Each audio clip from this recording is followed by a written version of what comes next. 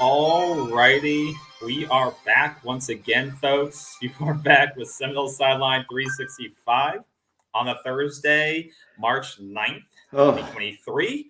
We are in the midst of kickoff to spring camp, so we had to come back with a live episode. Honestly, just not much going on in the off season. You know, it's tough to make relevant topics. I know some outlets can make a show if it rains in Tallahassee and make 30 minutes worth of content out of it. I am not one of those folks that will do that to you. But I know some people enjoy it, and I'm not going to hate on that. But yeah, we're back here today because I do think there is something relevant to talk about as we do kick off into spring football, which is exciting. We got the spring game coming up next month, which is obviously something we'll be talking about more in depth as we lead into that. And this team has, 9 different transfers that are going to be going through. They just wrapped up tour of duty. And they finally can, start getting into some of the pads and start having some fun after the winter is wrapping up here. Friday they'll be in pads. Tomorrow they'll be in pads. Yeah. So so we'll go into some of that. Is it tomorrow they're in pads or next Friday, a week from Friday? Old man, come back in real quick. You're lagging a little bit. See if you can come back in. Yeah, you're lagging a little bit. So. Back yourself out, come back in, and we'll see if we can get that connection back. But yeah, they're going to be in pads, and leave real quick. We'll knock you out real quick. So they're going to be in pads. But tonight we're going to talk about some concerns that potentially we see in the depth chart. He's back. How's it? Testing 1, 2, 3, 4. It's a little I don't know. I'm hardwired in, so I don't get it.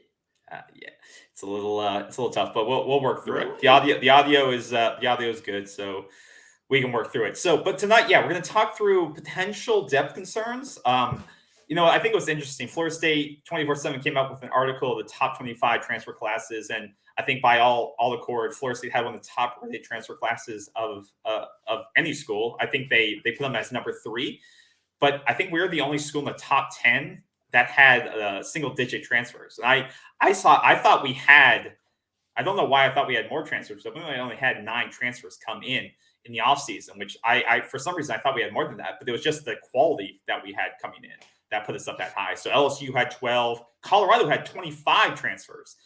They really are overhauling that roster. So it is surprising that we brought in for so few, but it's all quality. When you look at guys like, Cypress from Virginia, the number 2 cornerback. You got Fisk. You got the kid from Darrell Jackson from Miami. So you're bringing in a lot of guys who you're hoping that can contribute right away. What's going on, Mike? Great to have you with us tonight. Thanks for stopping by. A lot to talk about. But with this conversation, as we go into the pads, there is potentially still some holes on this roster, and there's going to be some battles to be going on tonight, and that's what we're going to discuss today quickly. We don't want this to be a long show, but we want to have this discussion. So let's roll right into it and talk about it. I think each of us has 2 position groups, and we didn't plan this ahead of time, so we're just going to go right into it. And I don't know what he's going to say. I don't know.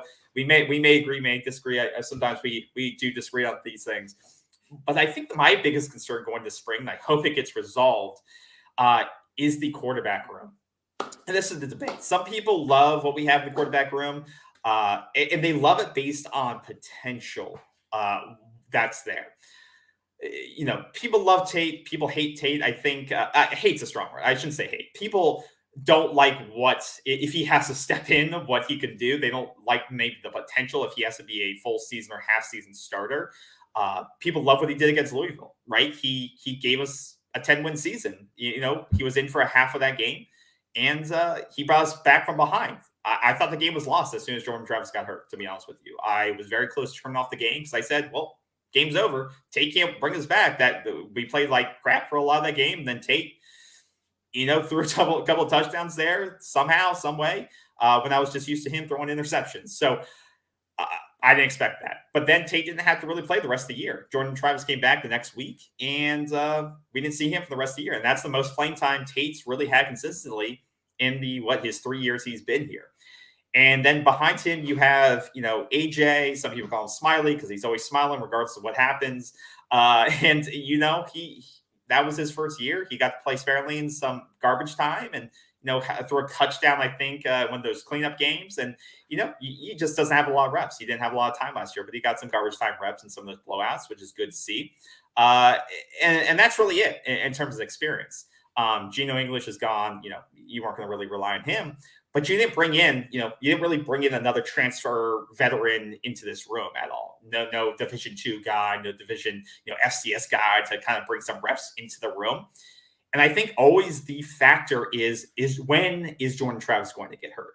Every season since he's been a starter, he's had to take time out due to whether it's a major injury or a soft injury, not soft, but in terms of a minor injury, he's had to miss time. And I know all the reports are he's bulking up, he's getting bigger, he's 218 and getting larger in the offseason. But he takes a lot of hits. And I know he's got a lot better at sliding and avoiding those hits. I think he got a lot better at that last season. But it's just in his nature he's better when he's taking off his legs, and that's a factor in the game plan. He's going to get hurt. And the question is who's going to take his place and continue to move the offense? Because this offense has to be running at a high level for this team to be successful. I do not believe in our defense to hold teams under 21 points at this point in time. I still don't, even with the transfers. And they may surprise me, but last season we had to score at a high level to win ball games. It was just the truth. In the games that we didn't, we lost. So I think this quarterback room is still very suspect. And I don't want, if Tate has to play and start 2 or 3 games, we're going to lose those games, in my opinion. I don't trust the ability for him to have to drive this team forward. What are your thoughts, old man? Well, first of all, don't you applaud me for allowing you to go on your opening rant and taking some of my best stuff? Well, I'm trying to do what's best for the audience here with you being another dimension of video. Okay.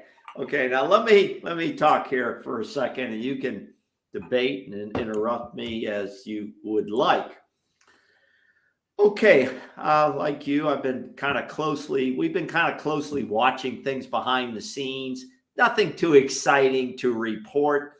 They were in, as Coach Norvell said, they were in their pajamas again today. And then I guess maybe they're going to take a week. I don't know how many days they're taking off for spring break. I can't remember. I thought he said they'll be back Friday, but that doesn't make any sense. Maybe they've been off 2 or 3 days. Hell, I don't know. Here's the bottom line. They're supposed to be in pads Friday, Friday or the next Friday. I don't know. Maybe somebody out there can tell us, and that's okay. The news from Norvell is always, positive. Coach Norvell is a very positive guy. I like the energy. I like the new guys that are coming in from high school in the portal. They got a lot to catch up on, but I like their mentality. I like the growth. We've got to clean up a lot of stuff. It's the same words that most of the coaches get out of that coaching 101 class, how to meet the press. So beyond that, the story I don't think is coming out, and you've already hit on it, is the first position group that gives me, I don't want to say nightmares, but it gives me concerns. It gives me concerns that this team on offense, I'm only talking about offense tonight. I think that's what we said. We're going to focus on. I want to focus just on the offense in a couple of positions, basically. Yeah. And that is this. The one thing that makes an offense go and is the most critical piece of that offense is the driver, okay? And that is the quarterback, okay?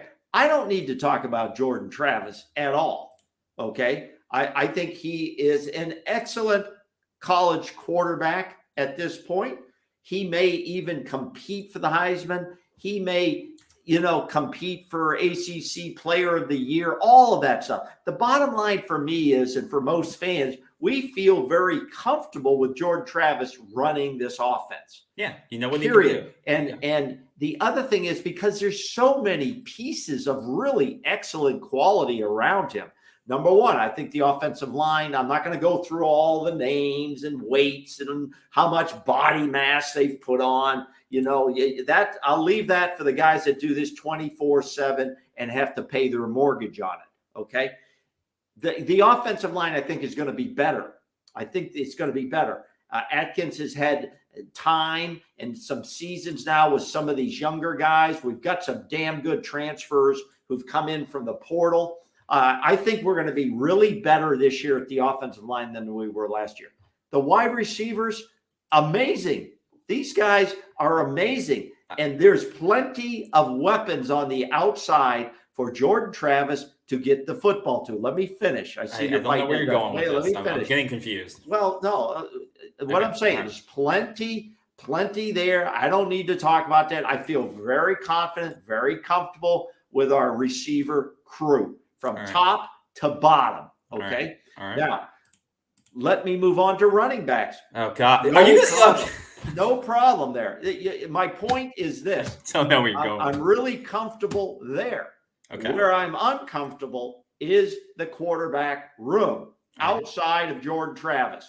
Jordan Travis is not in that room. I've got major concerns, KB. I've got major concerns. I had major concerns last year waiting, and it happened in the Louisville game. But here's the deal. I'm just going to throw a few stats out here. Yeah. And on the quarterbacks. In 2021, Jordan Travis, 2021 season, Jordan Travis was 122 of 194 for 1,500 yards. He had 15 touchdowns and 6 interceptions. Okay. Also on that team, his biggest rival was Mackenzie Milton. Okay. Mm-hmm. He had like 900 yards or something like that, but was very inconsistent. Purdy was on that team. He's long gone. Okay. Chubba Purdy. And Tate Rodemaker was on that team. He had like 1 of 2 from the stats I looked at, for 1 of 2 passes for 7 yards, no touchdowns, no interception.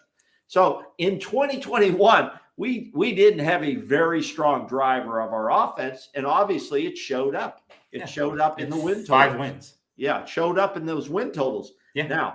Now, come 2022, Jordan Travis, when we're looking at performance, goes from 226 completions on 353 attempts, over 3,000 yards, and 24 touchdowns, 5 interceptions. It's right He's here. your quarterback. It's right here. Okay. Yeah. He's the guy. I don't even want to talk about Jordan Travis tonight. That's you are though. So why are we talking about? I'm leading to what I'm getting to. Just listen for a minute. What you're getting to. Here's what I'm getting to, and you already kind of said it and shot the cannon.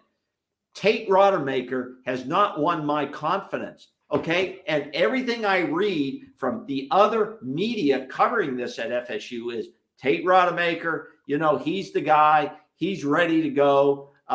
He went into that Louisville game and he won that game. Louisville is not a national powerhouse. Let's face it. It was a good challenge for us. But Tate Rodemaker, okay, he had, according to the stats I saw, and FSU put out some stats for him that I couldn't. They had him at like 32 completions. 32 completions last year of 68 attempts. I didn't see that number. That's what they put out in a write-up for spring. And I have him that's not true. I have him at 18. Yeah. 18 of 31 with 254 yards last year, 2 touchdowns and 2 interceptions. In his best game at Louisville, he was 6 of 10 for 109 yards and 2 touchdowns and an interception. Yeah, exactly. So I don't know where they were getting those numbers from. The bottom line is this. You could give him 32 completions for all I care. He has not won my confidence that he can step up, as you say, take over 2 or 3 games, and that we're going to win all those games when we're expected, and this team is hyped to win the ACC championship this year. I don't believe he has that confidence, and I do not believe that Coach Norvell has that confidence. Because here's what Norvell's going to do here this spring. I already heard him talk about it just the other day. He said, you're going to see Jordan Travis sitting on the sidelines a little bit more, okay, than usual. And he'll have to adapt to that because guess what? Coach Norvell does not have the confidence in his backup quarterbacks, and he's got to find who that guy's going to be when Jordan Travis goes down, okay? And the odds of Travis going down are large. They're still large, okay, that you can keep your starting quarterback for all the games. So between Tate and Duffy, that's where the battle's going to be. That's where the battle's going to be. But Tate Rodemaker seems to have that lead going in. AJ Duffy, I don't know. Some of the word in the media is he seems disengaged at times. I don't know if that's true or not. I can't. I would assume, yeah. I think we're focusing a lot of the time on this. Hold it. Talking in circles. So you've got Brock Glenn, who's never thrown a college pass coming out of high school. He's not going to see much reps. And then you got a preferred walk-on McNamara. That's your quarterback room. Yeah. And so when you take Travis out of there, you got a problem. And that is the main cog of the offense.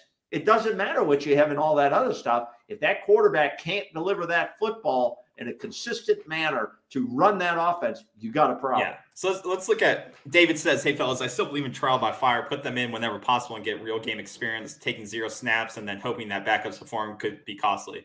Yeah, David, I think that's a good point. I think in some of these games, maybe you look at Syracuse, maybe you look at the Miami game, look at the snap counts, look at the pass counts. Like, could Tate have threw the ball a little bit more in those games, in those blowouts? Miami in a blowout, he only had 4 attempts. You could say, well, you don't want to run up the score, but at the same time, he only got to throw the ball 4 times in a blowout. Same with Syracuse. 7 attempts in that blowout. BC, 3 attempts in that blowout.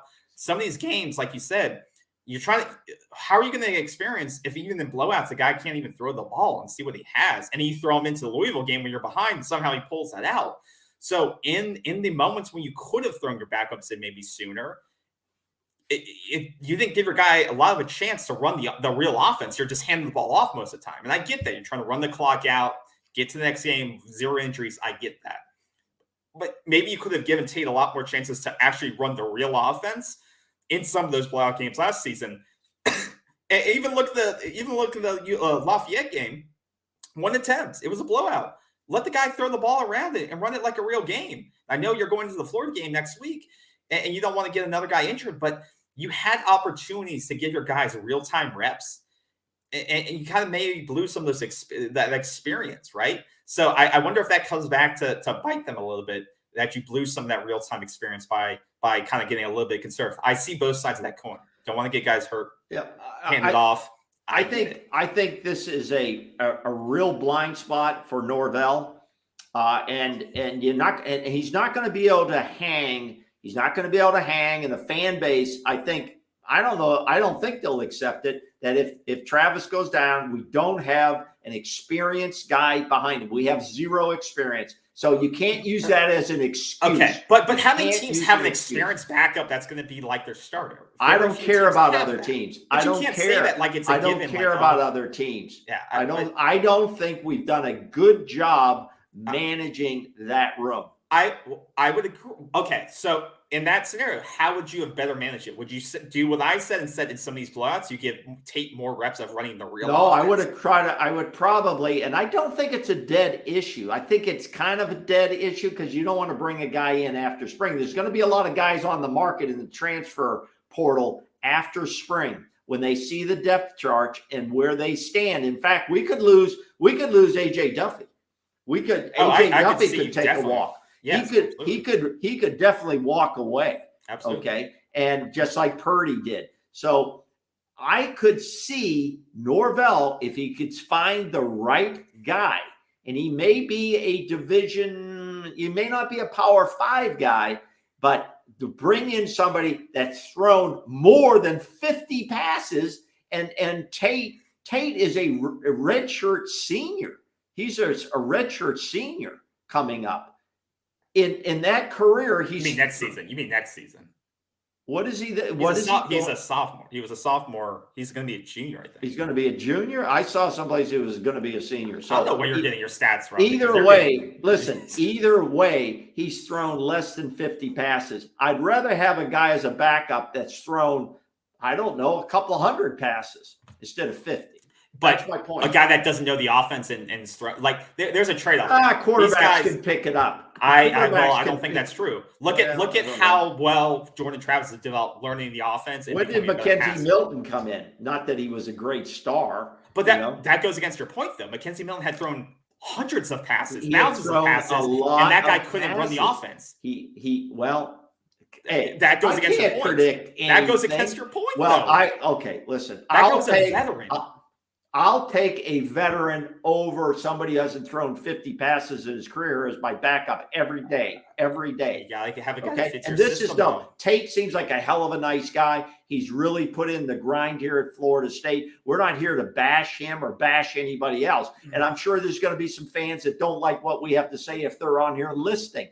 I deal with reality. Some people see reality as negativity. It's not. It's reality. And when something goes wrong, then they're going to say, see, now we lost 5 games because we didn't have a quarterback. Well, whose problem is that? Whose problem is that? With this position, I'll say is that Mike likes it. He's a quarterback guy, right? If he thinks Tate is the best guy to step in there, or he thinks AJ's ready to step in, if he saw concern in this room in terms of backup position, I think he would go. And he may after the spring, he may see the reps. He may see refs and issues with the rotation. He may say, I need a guy. I need another guy. Because he's thinking about, I don't want to push a guy out. I don't want to push AJ Duffy. He's a young prospect I want to develop. He doesn't want to push a guy out. He has a Brock Glenn he wants to develop. He's got another guy coming in next year. He's got a pipeline of these guys coming in. He doesn't want to upset that room. But if he sees, well, this is my year to win the ACC championship, and if Jordan Travis goes down and I don't trust this room, then he may be willing to upset that room a little bit by bringing another guy in. So I get your point, but I trust in him enough to know if I see a big problem through spring, I'll go get somebody. I trust him enough to know. Listen, I like Coach Norvell. I think he's working his ass off. I think the whole staff's working their ass off. I think the whole team's working their ass off. Don't misinterpret what I'm saying. But if we want to sit here and hug it out all night, like some of the media outlets do, that everything's rosy and everything's great. They ask a lot of leading questions to Coach Norvell, and you learn nothing. You learn nothing. That everything is just great, okay? Until something goes wrong, and the one place it can go wrong, the greatest weakness on the offense right now is the quarterback room. Period. All right, that's it. So we're talking about quarterback. That's my state. So are you thinking they are going to take a quarterback after a spring game? I would not rule it out, but I think the odds are against it unless the right situation exists. And there will be quarterbacks out there. What percentage would you put it at? I'd put it at about 40%. And what percentage do you think a quarterback leaves after the spring? I will put that at about 50%. That AJ or Tate or Brock, AJ. Probably AJ. Yeah. I think if Tate got beat out, he'd probably leave. And that could be an interesting leave. If there's a clear depth chart of AJ over Tate, yeah, and that's where that could force Mike's hand to say. Mike's never going to do that. Mike's never going to put that on the street. He's not going to give these guys direct feedback. He doesn't do that. He's not going to do that unless he's got a guy lined up in the portal to bring in. Well, exactly, and that could be the chess game where if he's like, if he was like, I want to bring a guy in, he may say, well, Tate, I'm putting AJ over you, and force that chess move, right? To say, hey, you're out, and make say, hey, Tate, you should go check your. You said it a few minutes ago, KB. This is a run for the ACC championship this year because a lot of guys are going to leave this team next year. Yeah. By one way or the other, a lot of guys are going to be leaving this team next year. And this team will not be anywhere near what it will be this season. Yeah. And David says, I'm thinking the long game here because of great athletes coming into our system with Jordan leaving. We need somebody to take that leadership role and keep momentum. And David, I totally agree with you. It's gonna be scary. What does that mean? We need somebody to take the leadership role.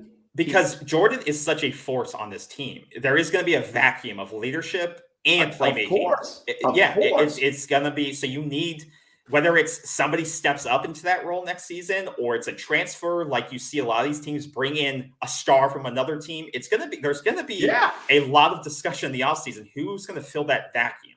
Is it going to be one of these young guys like AJ or Brock? Does Tatum it's going to be interesting? Or do they take a guy from a major school, like, an Oklahoma transfer, or like, a guy from Western Michigan or some guy that has a lot of balls. He's thrown a lot of balls. He's been in a lot of games, that's looking to brand his name a little bit to get to the next level. Because this is all about getting to the next level. Let me finish my point. Let me finish my point. If Florida State goes on the run we think they're going to go on next year, they'll be in line to pull off a major transfer. They'll be able to pull a star from another team who wants to make a run at the playoffs again. So they won't have to get a Western Michigan quarterback. They'll be able to get a guy from South Carolina or someone who excelled and wants to go to the playoffs. So they'll have options. If they take care of things on the field, they'll be able to pull whoever they want to fill the vacuum from Jordan Travis. Yeah, David's right, and you're right to say, because when that vacuum opens up, that hole opens up. There'll be quarterbacks trying to come here. There'll be quarterbacks trying to come here. And when they got the guy from Oklahoma, people want to play for the playoffs, and they want, like you said, they want to get to the next level. So they want the recognition. Yes, exactly. I'll tell you right now that in 2024 season, Tate Rodemaker will not be the starting quarterback of this football team. Well, that's your prediction. But Florida State has to take care. They've got to take care of stuff on the field, and then they'll have the pick of the litter. Essentially, they'll be able to say, "That's right." That's right. And you don't think these coaches and the guys behind the scenes are getting together and saying, this is like a NFL draft now. This college football is like an NFL draft. Who are we going to bring in here to continue to compete? Well, and that's why I think this season, and we probably said it last year, but I think this is the defining year of Mike's tenure. And you could say that's crazy. It's too much to say. But I think really this is when he's going to have the most veteran experience on this team, and to put the mark of we are back and be able to take, like you said, whether it's the portal, whether it's recruiting, he could set up his next 3 years worth of high school recruiting, as well as pick anyone he wants in the portal. If they go to 11 wins and make the playoffs, when the ACC go to the playoffs this year, even if they lose in the first 4 games, but if they win the ACC, make a playoff berth somehow, they can pick the next quarterback for the next 2 years out of the portal, whoever they want from a big-time school, and they'll set up their high school recruiting for the next 3 years. So they'll get a top 5 class for the next 3 years, and they'll be set. But if they do not achieve and they go 9 wins, then they're kind of back to square one again. Then they're back to competing with Miami and Florida again for top 15 high school classes, and they're kind of still where you are. But this is why this is a defining year. You have Jordan Travis, you have Jared Verse, you have a top 3 transfer class. You got Trey Benson. You have Miami down. Johnny Wilson. You got them all. You have Clemson on the ropes. This is your window. Take advantage of it, and it takes care of itself. This is it. There's not going to be any excuses, or we had injuries, or Fabian Lovett went down, or this guy went down. You get tired of those types of excuses, but it better not be in the quarterback room. All right, okay. So let's go on to my next concern. Yeah. What's your next concern? Okay, my next concern on the offensive side, and this is my final concern for tonight.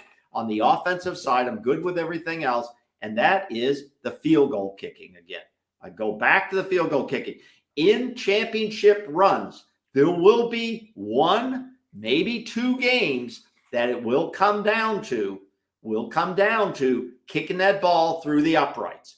Okay. Now, here's what we got. Let me give you a few numbers. I know you hate numbers. Let me give you a few numbers. I don't hate numbers. Okay. Let me do this. We've got Ryan Fitzgerald. Everybody loves Ryan. Not here to pick on Ryan. Not here to pick on anybody. Why do you hate Ryan? Okay. Ryan, here's what he's got. In 2021, he was 37 of 41 for 90% in extra points. Here, I got that. 90%. And in field goals, he was 76.9, 10 of 13.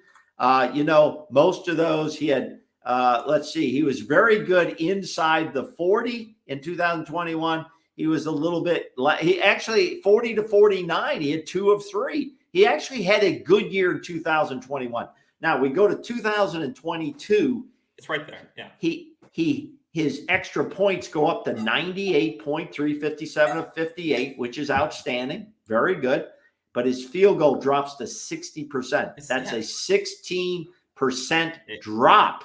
He should be progressing, but that drop is big. And I think he tried to go to a different step, two-step versus three-step, or whatever the hell they want to say. The bottom line is he didn't have a good year. He missed all three from 50 and out.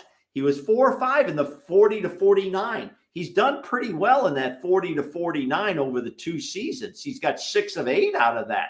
But remember, look at the games he missed them. 0 for 2 at the Wake Forest game, where we lost 31-21.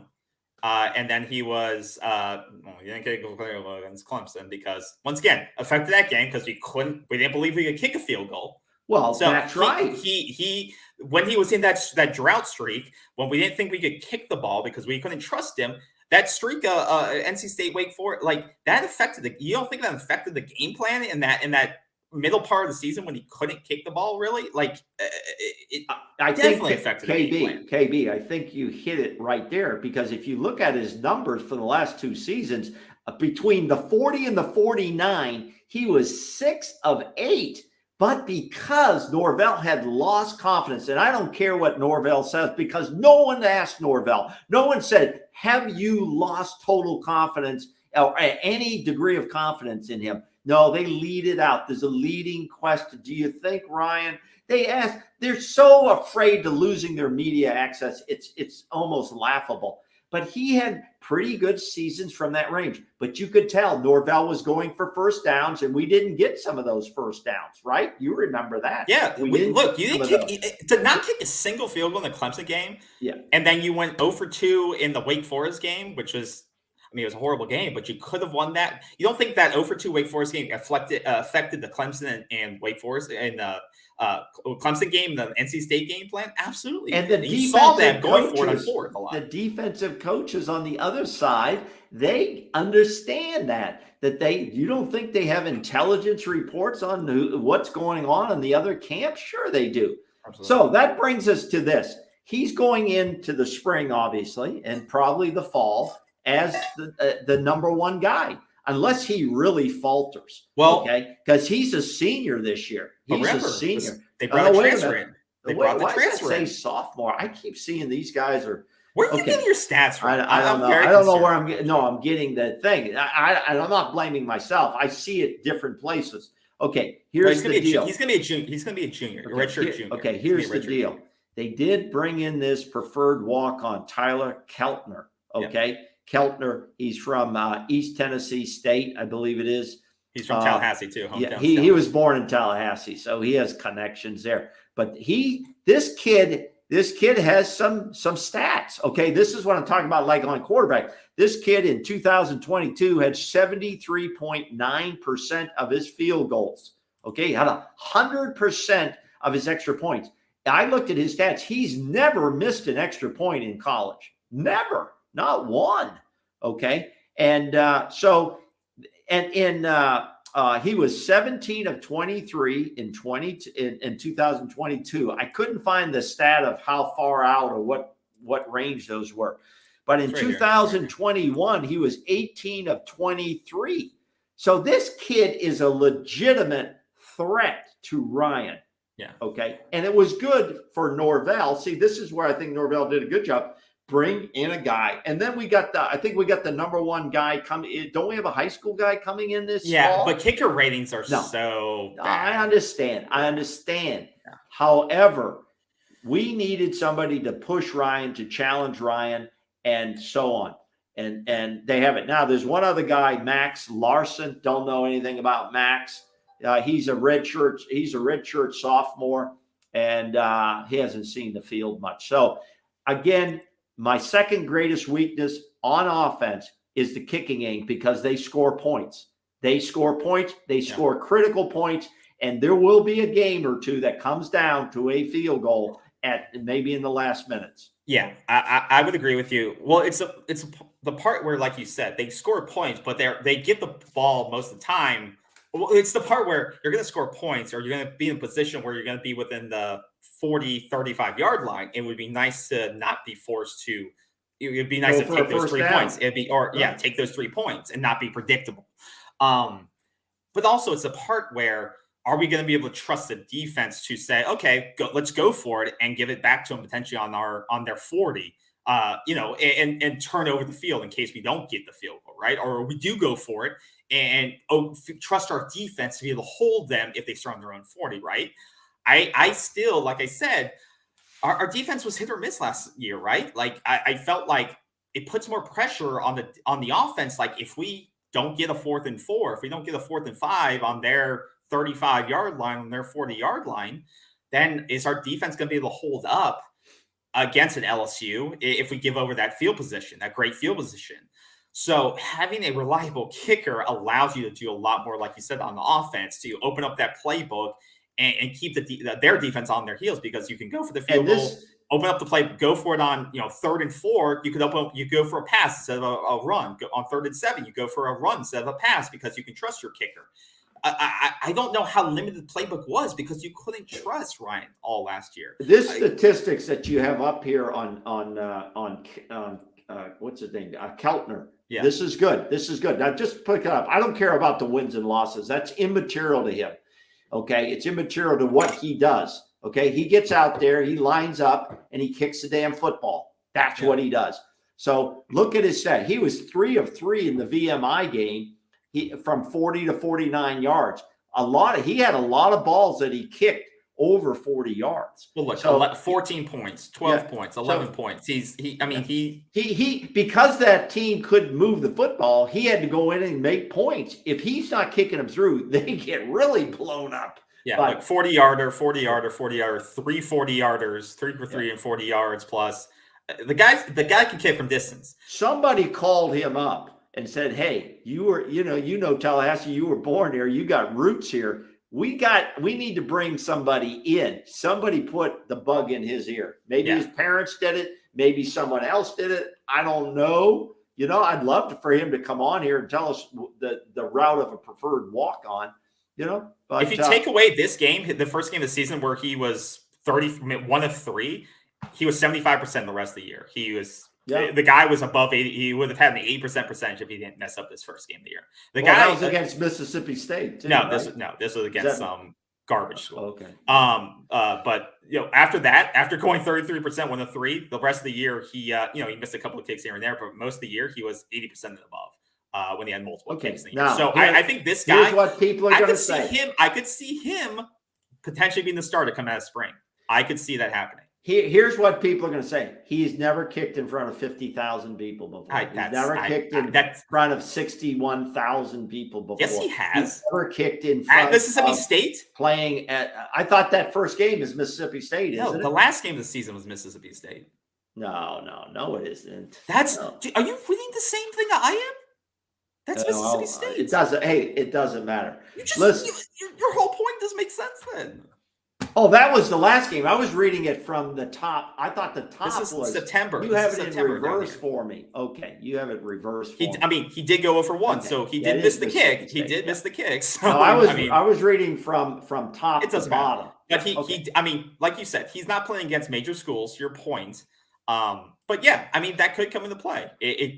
Things bother kickers that are stupid, right? It's their motion, the 2-step versus 3-step, the noise, like playing golf.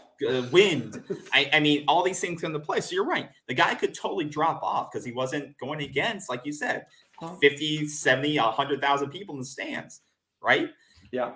Well, he's a redshirt senior, so this is it. This is it. So, but I think at a minimum level. So to your point, I would say there's more depth than there was last season because there's actual competition in the room. So I agree. I agree. I'd say I'm less worried about depth than I was last year because there's actual competition in the room. There is some good competition there. I'm not going to talk about punting, and that's more of a defensive thing that I see. Alex Mastromano comes back. He's in good shape there. We're in good shape there on the punting. But these on the offense, and that's what I wanted to address tonight. And these are 2 big things that score points, your quarterback and your kicker. And you got to be solid there. And I think that's what we should focus on in the spring is who's the backup? Who's going to be the backup? Is the backup going to be? You can't tell. It's just practice. You can't. These guys don't have any real game experience, so we're never going to know until they get thrown in the game. The kicking situation is awkward too, but these are the ones I'm going to keep an eye on. Yeah. So if we're only talking about offense tonight, that's different. I have some concerns on the Well, we'll talk about that the next time. Yeah. But my last potential concern here, and some people say no, it's deep, but there's a difference between being deep and quality depth or reliable depth. So my quality depth concern or reliable depth concern, because you could say that about quarterback. You could say, well, this is the deepest the quarterback room's ever been because we actually have freshmen that are developing stuff like that in the quarterback room, but they just don't have experience. I would say it's sort of similar to our receiver room, right? So when you look at receiver room, we have players in the receiver room, which is great. But the issue is that we don't have it's not quality. We do have quality in there. The issue I have with the receiver room is that we do not have statistics that back up their quality. So let me pull this up here. So my issue with our receiver room so far, when you look at them, is that none of these players, when you look at, you have Darion Williamson was out most of last year, had less than probably 100 yards last year. That's true. When you look at Deuce Spann, fighting with the coach, less than 100 yards last year. Not proven. Johnny Wilson, only 900 yards. The only guy over 500 yards last year as a receiver, I believe, on the team. Then you have Micah Pittman, 300 yards, non-explosive player last year. Slants, 10 yards less than, caught the ball over the middle. You're making a point here, KB. You're making a point. Dixon Wright, injured all year. You don't know what, you could do West Virginia, but don't know what he's going to look like after that injury. Right. Ja'Kai Douglas was absent most of the year. Under 200 yards receiving. Yeah. So Ontario Wilson gone. You're probably most reliable catcher. Hakeem Williams is a 5-star freshman. Don't know what he's going to do. Yeah, he won't get that many reps. A lot of players that have gone through this. Damari Tate, 5-star. Not even what has he done, but he's on the defensive side. But once again, 5 stars don't mean anything. You're in college. You got to prove them. So look at the receiver room. You have a lot of players that you can name, but you don't have statistics next to their name. So the only guy now wait a minute. Some people are going to argue with it. Now we go to the tight end group with that. I'm not talking about tight ends. I'm not talking about tight ends. I'm talking about receivers. Okay. You have tight ends are a whole different group. Tight ends, you actually have guys with numbers next to your names. But you could say, well, okay, tight ends, and that's to your point. Tight ends, I think, will be a lot more utilized. And that could open up routes for the wide receivers. Absolutely. I think that's why bringing in 2-3 dynamic tight ends this year with Jaheim and Kyle, you're going to see a lot more wide sets with those guys to use them both as less as blockers and more as actual athletic receivers. But like to your point, it's going to open up the middle of the field, open up one-on-one routes for these guys. But my point is you have a lot of names, guys who have been around for a while, but they haven't had explosive years, whether it's due to injuries, whether it's due to can't get on the field, whatever it may be. You're right. So I'm not going to argue with you on this. We're assuming things are going to happen just because Jordan Travis we know what he can do. But or they put on 10 more pounds and they're ready. That's all you hear into the spring. I don't get it. You can gain 10 pounds of water weight in a week and it doesn't matter. So and lose it the next week. So I don't care about those things. But I'm excited, but I'm also wary to see who in this group is going. And the guy I liked, Malik Williams, is gone. So Malik is gone to Penn State now. So you lost probably the third guy behind Johnny Ontario, Pokey, who is now gone. He transferred out. He's at Penn State now. He's not on this list anymore. So who is going to step up behind Johnny Wilson to be the guy, the guy who's going to be his complement? Because none of these guys so far have. I think it could be Kentron. I like Kentron, but once again, one game he's there, one game he's not. Well, this is what you hear in the spring from a lot of the media outlets. Whoa, boy, Darian caught a great pass today in practice. Well, it means nothing. It sounds good, Okay, but it's not that meaningful at this point, like you're saying. I have to agree with you on this, that they really don't have the performance stats at this point. I think the potential is there for these guys. I really look at the do. yards. Look at the yards. I like their size. I like their and I think they're going to spread the ball around a lot. They're going to spread the ball around a lot, and I think I like the size of the receivers. I like their abilities to get down the field, and I think the tight end is going to open it up. I feel good with the wide receiver room and the tight end room to support Jordan Travis and the quarterback. I'm just worried about the stat. Just look at the stats. Ontario Wilson, your second leading receiver, I get it. Gone. I Cameron get it. McDonald, your fourth leading receiver, gone. I get it. Your Malik seventh leading McClain. receiver, gone. Yeah. I get it. I get it. I'm just saying, someone's going to have to fill this gap if this offense is going to take the next step. Point made. And that goes back to what I was saying about you and I were saying about the quarterback. Can you imagine what it will be without an experienced quarterback in there who can deliver the ball? B. Riley, I don't know. We'll find out what we're wrong about, B. Riley. Well, these are predictions up to what's going to maybe happen. So there's other programs that hug it out the whole hour and a half that they do. If you guys want that, you go to that program. I mean, don't mistake reality for negativity. No, that's wrong to do that. People do that. People do that. Okay. I think Darion. There's nobody who loves this football team more than I do. There's nobody. Nobody. To your point, B. Riley, I think, like we said, I think the tight ends is the equation in this, is that they're going to take a lot of this production up. They're going to suck up Jaheim. That's the guy I wanted the entire offseason. We did get him, which is I was excited about. So I think, like you said, Jaheim is going to be able to suck up a lot of that production, and even more so. But here's the deal. Like any good football coach, it's Norvell and Atkins. He's the offensive coordinator, right? They have to find a way to get the ball to their playmakers. They have to find a way to get it to Bell. And they do. I thought Ja'Kai Douglas, that guy, every time he goes out, he catches a pass. He's a mismatch for a lot of people. You got to figure out who your playmakers are and get the damn ball to those people. Winston Wright, get the ball to Winston Wright. He's the playmaker. But you got to do that to win football games. I think this offense, to B. Riley's point, is going to be another dimension with these tight ends. I think that's something obviously we've been missing, and it's something that Mike Norvell likes using. We just didn't have the athletic ability to do it. If they use it properly. Okay, but they didn't have players who could be utilized. That's true. And we started to see it, and we saw Douglas come on towards the end, which I'm excited to see his progression. But now you have athletic freaks like Jaheim Bell. We'll see what the kid from the FCS does. I'm excited to see what he can do with guys that fit his system. And I think it'll open up the offense even more next year. So I'm really excited. And I'll miss Pokey. I think he was so underrated. He was steady. He was a steady Eddie. The guy caught anything that went to his hand. Yeah, he was a steady, very consistent hands, probably the best hands on the team. I think this offense this coming season will average, will have to average about 31 points plus a game.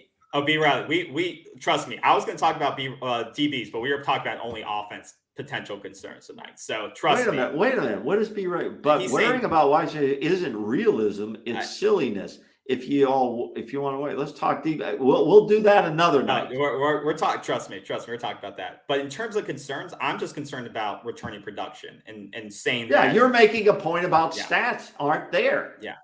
Yeah. And so they're not there, but they could be there with the website. Sure. So we'll see. Sure. Let's not get overhyped when we hear one of the media folks say, well, Darian Williamson caught a great ball in the corner, They don't say if he dropped 3 balls. Guys have to be healthy. They got to be available. They can't always be hurt. People have to be available. They can't be banged up every single week. So we'll see what happens.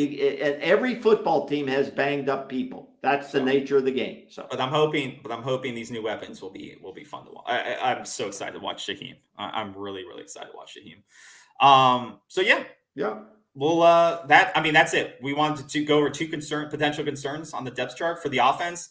I think next week we'll talk about the defense, because I certainly think there is more than a couple. Well, I always have concerns about the defense, and I think those were valid looking at last season. But I think there are some additions they brought in that could potentially gloss over some of those, but they're there. So next week we'll talk about the defensive side and those concerns. So be sure to check in and bring your comments for those.